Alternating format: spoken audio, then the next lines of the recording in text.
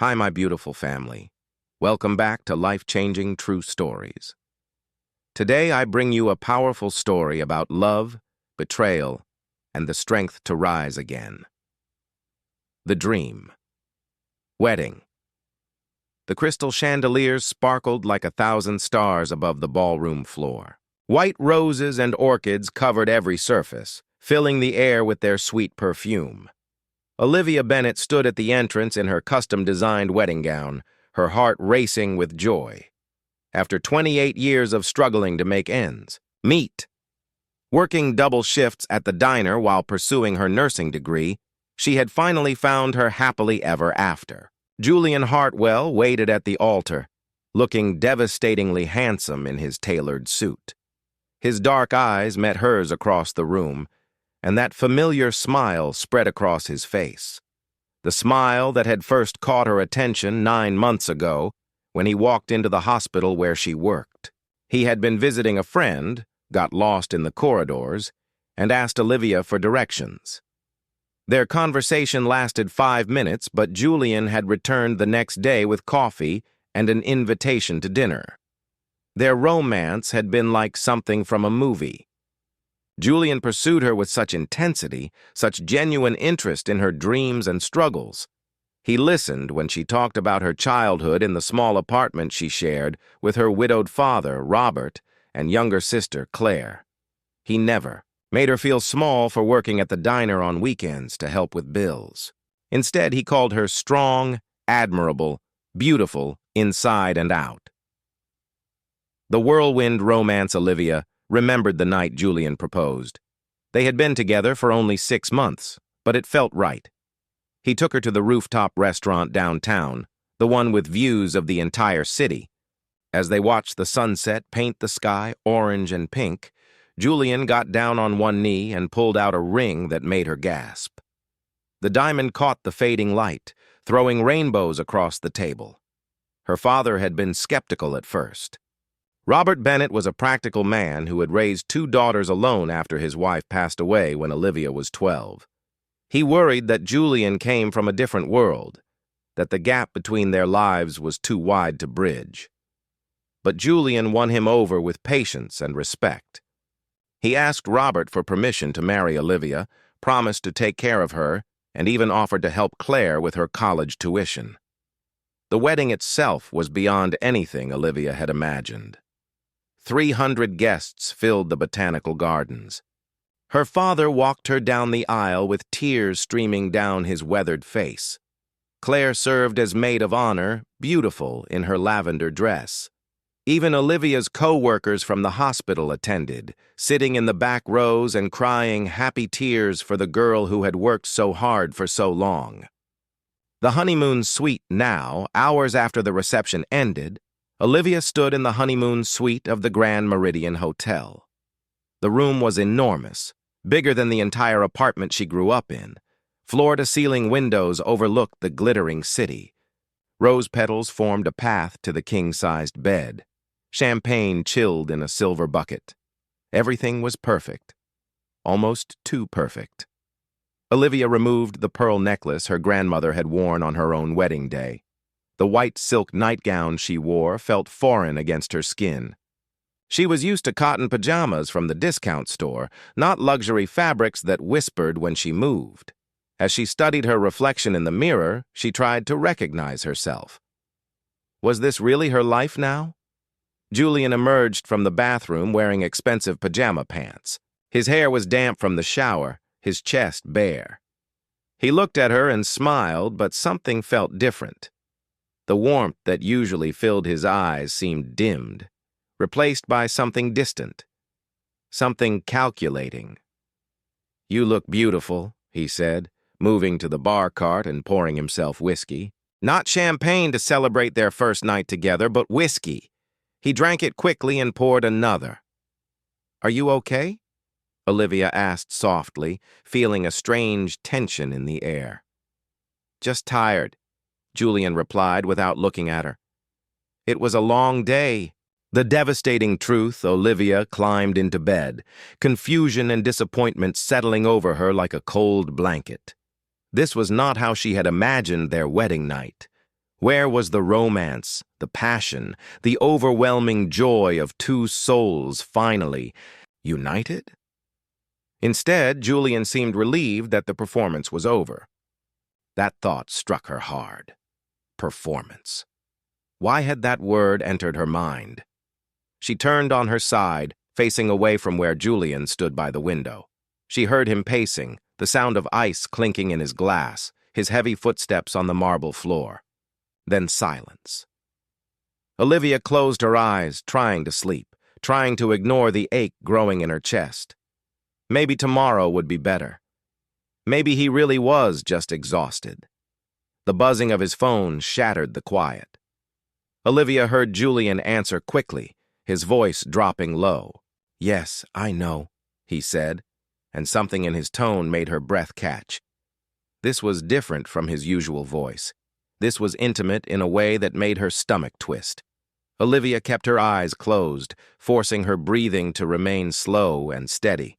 She pretended to sleep while her heart hammered against her ribs. "The wedding went perfectly," Julian continued, walking toward the balcony doors. "Everyone believed it completely. Yes, even her family. They are simple people, easy to convince." Each word felt like a knife sliding between her ribs. Olivia bit the inside of her cheek to keep from gasping. "I know, Victoria. I miss you too," Julian said, his voice softening with genuine affection. Affection Olivia had never heard directed at her. "This is temporary just until the inheritance comes through. Grandfather made it clear in his will. I must be married to an appropriate woman, someone wholesome and uncomplicated, or I lose everything. Olivia is perfect for that role. She is grateful, sweet, and completely naive about my world." The room spun around Olivia. Her hands gripped the sheets so tightly, her knuckles turned white. She wanted to scream, to cry, to confront him, but something kept her frozen. Some survival instinct told her to stay quiet, to listen, to learn everything. 6 months, Julian said. Maybe less if the lawyers process things faster. Once Hartwell Enterprises transfers to my name and the trust fund opens, I will file for divorce. We will say we were too different, that she could not adapt to this lifestyle. People will sympathize with both of us. The poor nurse who tried to fit in but could not handle the pressure. The prenuptial agreement, Olivia remembered signing the prenuptial agreement 3 weeks before the wedding. Julian had presented it apologetically, saying his lawyers insisted on it to protect family assets. Her father had urged her to have a lawyer review it, but Olivia had been embarrassed. She did not want Julian to think she was marrying him for money. She had signed each page quickly while Julian's attorney watched. Now she understood why Julian had seemed so pleased. "I made sure the prenup protects everything," Julian continued on the phone. "She signed without reading it properly. Her father kept thanking me for being so generous, like I was doing them some enormous favor. She gets nothing in the divorce. Maybe I will give her some money out of guilt, but legally, she has no claim to anything." Olivia heard him laugh at something Victoria said. That warm, genuine laugh she thought had been special, reserved for moments between them. "I love you too," Julian said softly. "This is all for us. Once I control Hartwell Enterprises, we can be together properly. We can get married, have the life we have always planned. This marriage to Olivia is just a business arrangement. She is not real to me the way you are. She is just a means to an end, a new determination." The call ended. Olivia heard Julian return to the suite, felt the bed dip as he lay down beside her. Within minutes, his breathing deepened into sleep. He had no trouble sleeping. No guilt kept him awake. Why would it? To him, this was just business, just a transaction, just another deal to close. Olivia lay in the darkness, tears sliding silently down her face and soaking into the expensive silk pillowcase. Her wedding night, the night that should have been the happiest of her life, had become her worst nightmare. Everything had been a lie. Their entire relationship, carefully constructed and performed. But as the hours passed and dawn approached, something shifted inside Olivia. The grief and shock began transforming into something harder, something stronger. Julian thought he had married someone simple and grateful, someone who would be easy to use and easier to discard, someone who would accept whatever he decided to give her and disappear quietly when he was done. He had made a terrible mistake. Olivia Bennett had not survived growing up poor, putting herself through nursing school. It means Julian is either running a massive fraud scheme or he is being used as part of someone else's scheme. Maybe both. Marcus pointed to a series of transactions. These investment deals he has been promoting to potential clients, they look legitimate on paper. Professional presentations, impressive projections, testimonials from supposed previous investors. But when you investigate deeper, nothing connects. The companies do not exist. The testimonials are fake. The whole thing is smoke and mirrors. So he is stealing from people? Not directly. He is more sophisticated than that. Julian convinces wealthy investors to put money into these fake ventures. The money goes into accounts he controls. Then it gets moved around through various shell companies until it disappears. By the time investors realize something is wrong, the trail is too complicated to follow, and Julian appears clean because technically, the money never touched his personal accounts. Olivia felt sick. How many people has he done this to? I have found evidence of at least 15 separate victims over the past 2 years. Total losses approaching $30 million. Marcus pulled out another file. And I found Victoria Laurent. She works for a law firm that specializes in helping wealthy clients hide assets during divorces and legal troubles. My guess is she helps Julian move the stolen money offshore where it cannot be traced or recovered. The grandfather's trust. The pieces began forming a terrible picture. Julian needed to inherit Hartwell Enterprises, not because he cared about family legacy, but because he needed the company's reputation and resources to run an even bigger scheme. Once he had control, he could use the company's credibility to attract major investors, then drain everything and disappear with Victoria before anyone realized what happened. There is something else, Marcus said, his expression growing more serious. Theodore Hartwell, Julian's grandfather. He is 83 years old and not in good health.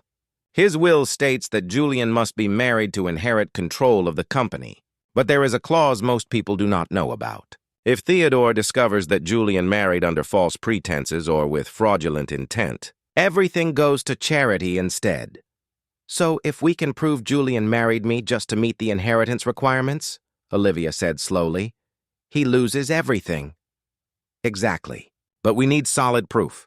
Not just the phone call you overheard, but documented evidence of his intentions and his fraud schemes. That night, Olivia could not sleep.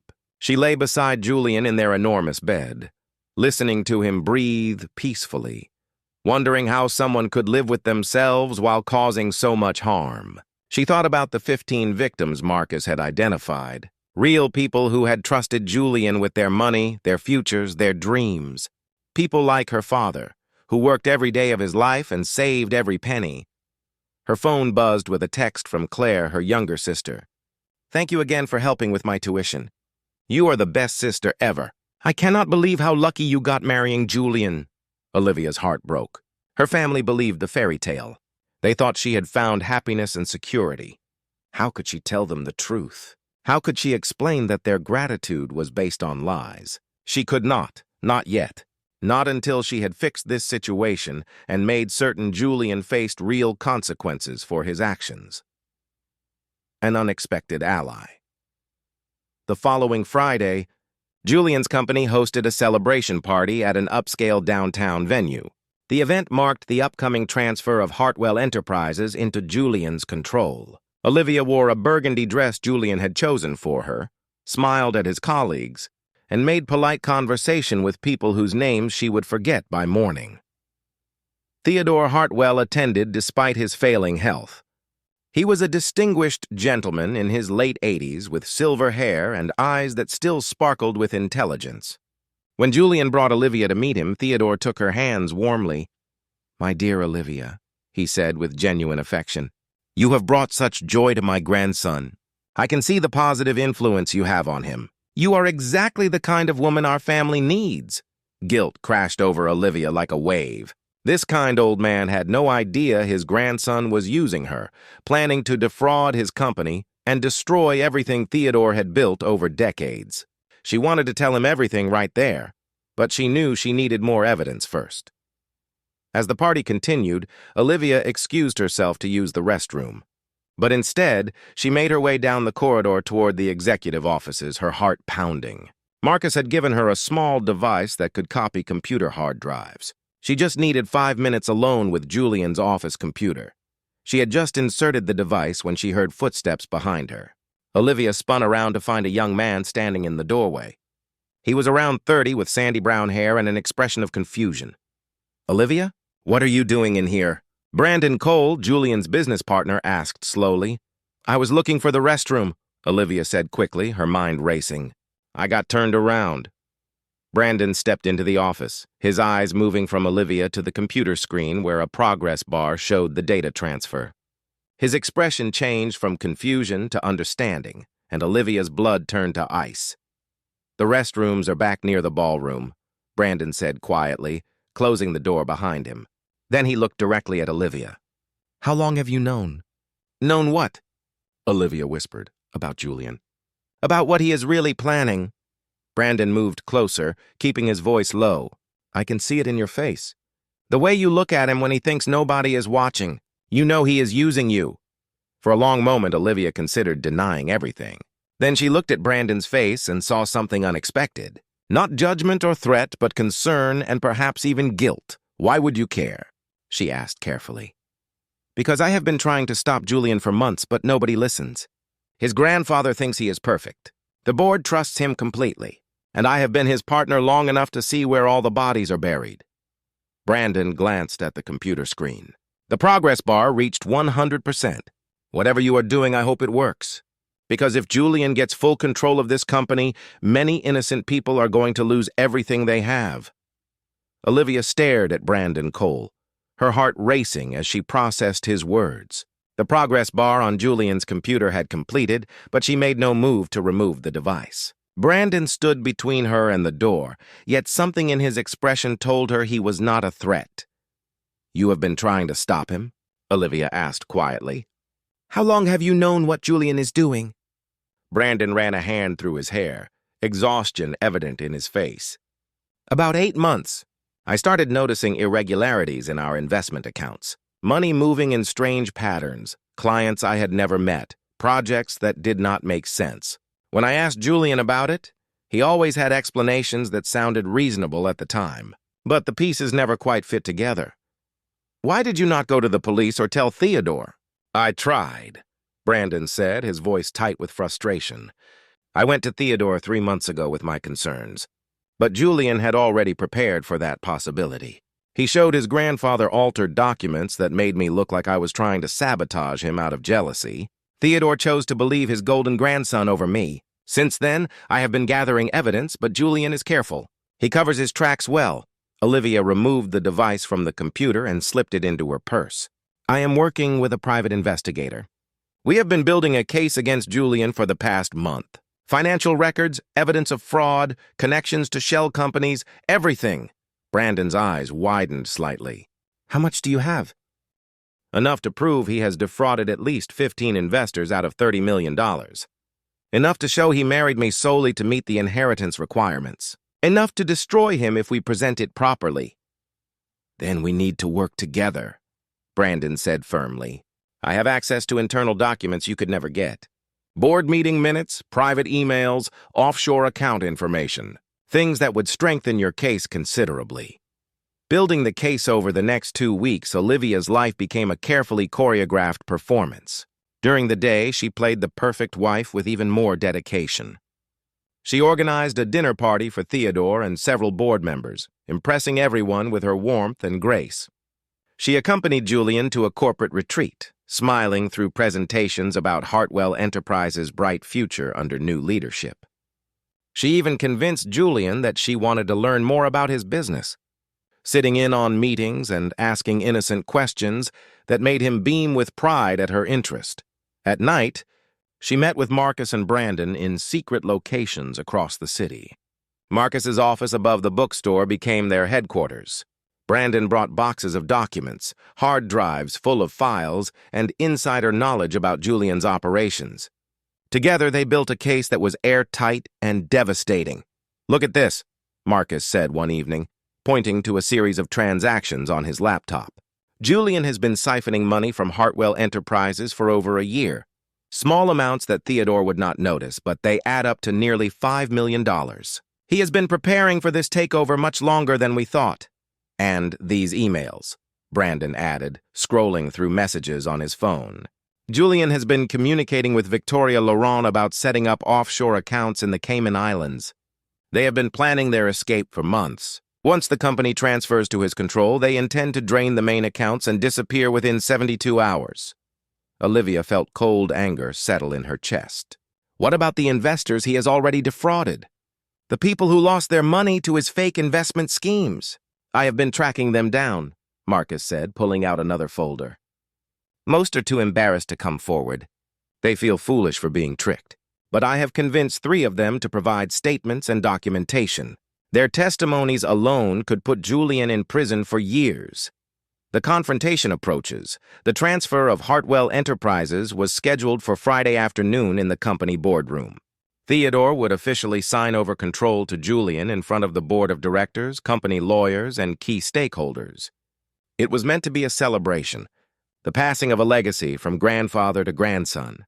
Olivia, Marcus, and Brandon planned to turn it into something very different. "We need to be absolutely certain," Olivia said during their final planning meeting. "Once we do this, there is no going back. We are accusing Julian of serious crimes in front of everyone who matters in his world." "The evidence is solid," Marcus assured her. "Financial records, email communications, witness statements, recorded phone calls. We have documented every aspect of his fraud scheme. No lawyer can explain this away." "What about Theodore?" Olivia asked, worry creeping into her voice. "This will break his heart." "He loves Julian despite everything." Brandon's expression softened with sympathy. "Theodore deserves to know the truth about his grandson. Yes, it will hurt him terribly. But allowing Julian to destroy the company Theodore spent his entire life building would hurt even more. We are actually protecting him." The night before the transfer ceremony, Olivia lay awake beside Julian for the last time. He slept peacefully, completely unaware that his carefully constructed world was about to collapse.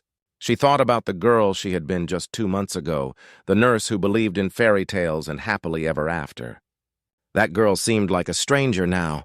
Julian had wanted to use her, to exploit her trust and kindness for his selfish purposes. Instead, he had created an enemy far more dangerous than he could have imagined. Olivia had learned that true strength was not about physical power or wealth. It was about refusing to be a victim, about standing up for what was right even when it was terrifying. The day of reckoning. Friday morning arrived with brilliant sunshine that seemed inappropriate for what was coming. Olivia dressed carefully in a navy suit, professional and serious. She looked at herself in the mirror and barely recognized the woman staring back. 2 months of living a lie had changed her in ways she was still discovering. Julian was excited, almost boyish in his enthusiasm as they prepared to leave for the office. "This is it," he said, adjusting his tie. "Everything I have worked for. Everything we have worked for, I mean." He kissed her cheek. "I am glad you will be there to witness this moment, Olivia. You have been such a perfect partner through all of this. The words would have destroyed her 2 months ago. Now they just made her more determined." The boardroom at Hartwell Enterprises was impressive, with floor-to-ceiling windows overlooking the city and a massive table that could seat 30 people. Theodore sat at the head of the table, looking frail but dignified. The board members filled the other seats, along with lawyers and executives. Brandon sat near the middle, his face carefully neutral. Julian took his place beside his grandfather, radiating confidence. Olivia sat in a chair along the wall, designated for family observers. She caught Brandon's eye briefly, and he gave her an almost imperceptible nod. Everything was ready. Theodore began speaking, his voice wavering slightly with emotion. "Today marks a significant transition for Hartwell Enterprises. After 60 years of leadership, I am passing control of this company to my grandson, Julian Hartwell." He has proven himself capable, dedicated, and worthy of this responsibility. I am confident that under his leadership, Hartwell Enterprises will continue to thrive and grow. Julian stood, preparing to give his acceptance speech. His face glowed with triumph. This was his moment, the culmination of all his planning and manipulation. "Before we proceed," Brandon said, standing up suddenly, "there is something the board needs to see."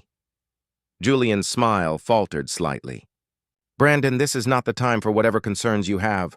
We can discuss business matters after the ceremony." "I think the board needs to see this immediately," Brandon insisted.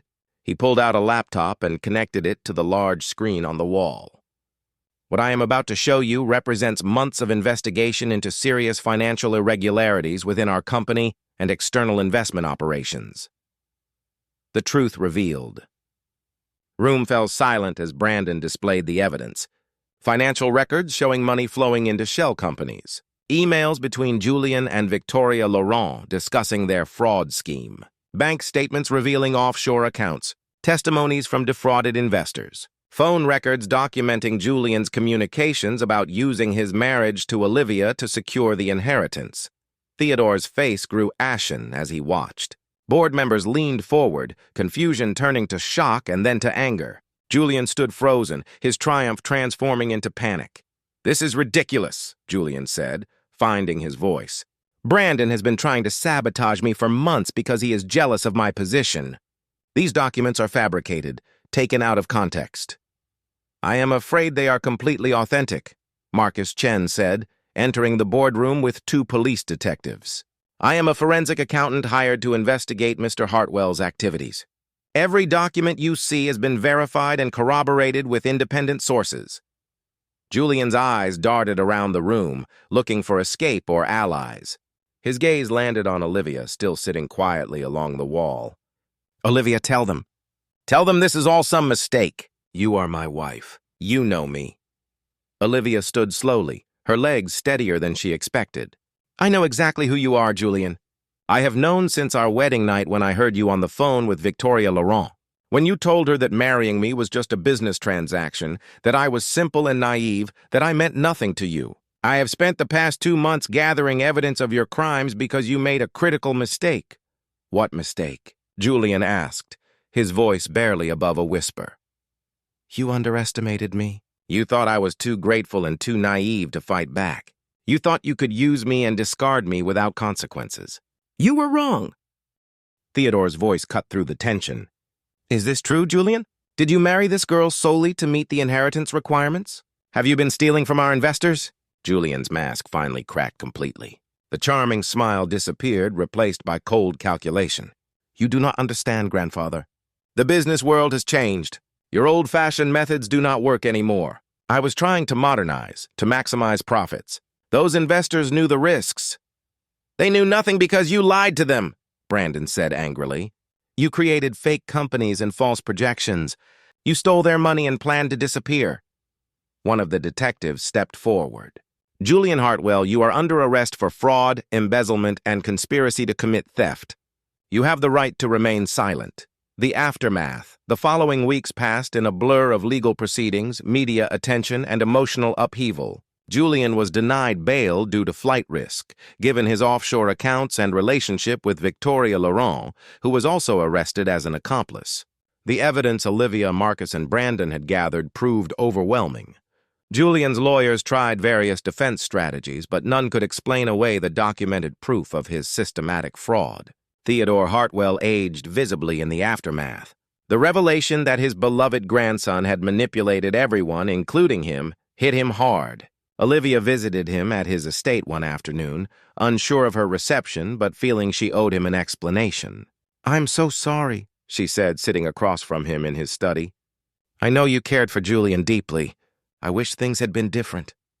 Theodore looked at her with sad but kind eyes. "My dear, you have nothing to apologize for. You were his victim as much as anyone. More so, perhaps, because he made you believe he loved you." He paused, gathering his thoughts.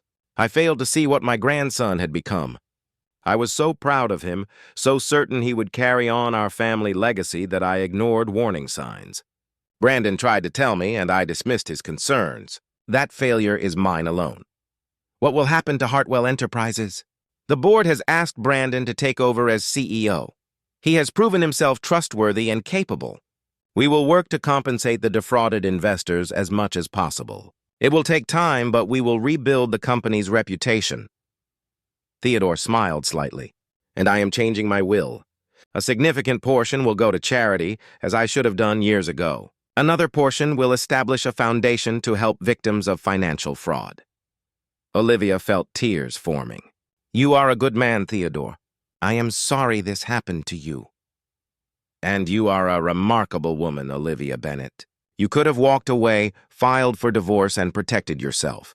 Instead, you fought to expose the truth and protect others from being hurt. That takes extraordinary courage. Reconciliation and healing. The hardest conversation came with Olivia's family. She met her father and sister at their small apartment, the place she had grown up. Sitting in the familiar kitchen, she told them everything. Her father listened in silence, his weathered face growing harder with each detail. Claire cried openly, horrified by what her sister had endured. Why did you not tell us immediately? Robert asked when she finished. We would have helped you. You did not have to face this alone. I was ashamed, Olivia admitted. I felt foolish for believing Julian's lies, for not seeing through his act. And I did not want to worry you until I knew I could actually stop him. Her father pulled her into a tight hug, something he rarely did. You have nothing to be ashamed of, Mija. That man is a criminal who manipulated you expertly, but you fought back with intelligence and courage. I have never been more proud of you. Claire hugged her next. You are the strongest person I know. Thank you for protecting us and everyone else Julian would have hurt. The divorce proceedings were simple. Given Julian's arrest and the evidence of fraud, the marriage was annulled quickly. Olivia was relieved to return to her maiden name, to reclaim the identity Julian had tried to reshape. She returned to work at the hospital, finding comfort in the familiar routines of nursing. Her colleagues welcomed her back with support and compassion. Nobody judged her for what happened. Instead, they admired how she had handled an impossible situation. New beginnings. 6 months after Julian's arrest, Olivia sat in a coffee shop downtown, working on her laptop. She had started taking business classes at the community college, determined to understand finance and law so she could help others avoid situations like hers. The trauma of her experience with Julian was transforming into purpose. Is this seat taken? A familiar voice asked. Olivia looked up to see Brandon Cole standing beside her table, holding a coffee cup and wearing a tentative smile. Brandon, hello. Please, sit down. They had stayed in touch after everything concluded, initially just comparing notes about legal proceedings and company reorganization. But recently their conversations had shifted to more personal topics. They discovered shared interests in classic movies and hiking. They made each other laugh. The connection felt natural and unforced. I wanted to thank you again, Brandon said, settling into the chair. Without your courage to gather evidence and expose Julian, he would have destroyed Hartwell Enterprises completely. Theodore tells me constantly that you saved his legacy. We did it together, Olivia replied. You risked your career and reputation to help me. That meant everything. Brandon hesitated, then spoke carefully. I was wondering if you might want to have dinner with me sometime. Not as colleagues or co-conspirators, but as two people who might enjoy each other's company. No pressure. I completely understand if you are not ready for anything like that after everything you have been through. Olivia studied his face, seeing genuine interest and respect in his eyes. Brandon had proven himself trustworthy through actions, not words. He had stood beside her when exposing Julian could have cost him everything. He had never tried to take advantage of her vulnerability or manipulate her emotions. I would like that, she said, surprising herself with how much she meant it. Dinner sounds wonderful. The trial. Julian's trial became a media sensation. The story of the wealthy entrepreneur who married an innocent nurse solely to secure his inheritance captivated public attention. Olivia testified about the wedding night phone call, about Julian's calculated deception, about living 2 months in a false marriage while gathering evidence against him.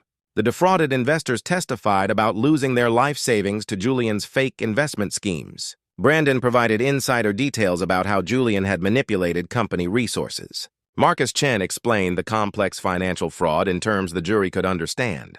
Julian's defense attempted to paint Olivia as a gold digger who was now seeking revenge after the marriage failed. But the evidence was too overwhelming. The recorded phone calls, the emails with Victoria Laurent, the documented theft, everything contradicted Julian's claims of innocence. The jury deliberated for less than 4 hours before returning guilty verdicts on all charges. Julian was sentenced to 15 years in federal prison and ordered to pay restitution to his victims. Victoria Laurent received 7 years for her role in the conspiracy. Olivia felt no joy at the sentencing, only relief. Justice had been served. Julian would face consequences for his actions. The people he had hurt would receive some compensation, though money could never fully repair the damage to their trust and security. Moving forward, 1 year after her wedding to Julian, Olivia stood on a hiking trail overlooking the city. Brandon stood beside her, their hands intertwined. The view was spectacular, mountains rising in the distance, the city sprawling below them. "What are you thinking about?" Brandon asked gently. "How different my life is now compared to a year ago," Olivia replied. "How much I have changed. That girl who got married believing in fairy tales seems like a stranger." "Do you regret any of it?" Olivia considered the question carefully. "I regret that Julian hurt so many people. I regret the pain Theodore experienced discovering the truth about his grandson. But I do not regret how I handled the situation. Fighting back, exposing the truth, protecting others from being victimized. That gave me strength I did not know I had." Brandon squeezed her hand. "You are the strongest person I have ever met. You took something terrible and turned it into justice. Not many people would have that courage." They stood in comfortable silence, watching the sun begin its descent toward the horizon. Olivia's phone buzzed with a text from Claire sharing good news about her college grades. Another text from her father, asking when she would visit for dinner. Messages from a life built on genuine relationships and honest connections. "I learned something important through all of this," Olivia said. "Real love is not about grand gestures or expensive gifts or fairy tale weddings. It is about honesty, respect, and partnership. It is about someone who sees you as an equal, not as a tool to be used." Brandon turned to face her, his expression serious. "I see you, Olivia. Not the role you play or the image you project, but the real you. The woman who works double shifts at the hospital because she cares about her patients. The sister who helps pay for her younger siblings' education. The person who risked everything to expose corruption because it was the right thing to do. I see all of that, and it amazes me." Tears formed in Olivia's eyes, but these were different from the tears she had cried on her wedding night. These were tears of healing, of hope, of new beginnings built on solid foundations. "I see you too," she said softly, "and I am ready to see where this journey takes us. Together." As the sun painted the sky in shades of orange and pink, Olivia felt something she had not experienced in a long time. Peace. The fairy tale had been a lie, but the reality she was building was so much better. She had learned that true strength came from within, that courage meant standing up for yourself and others, and that real love was worth waiting for. Julian had tried to use her as a pawn in his game. Instead, she had become the player who brought him down. And in the process, she had discovered who she truly was and what she was capable of achieving. The girl who believed in fairy tales was gone. In her place stood a woman who created her own happy ending, not through magic or luck, but through courage, determination, and refusing to be a victim. And that, Olivia thought as Brandon pulled her close, was the most powerful magic of all, the end.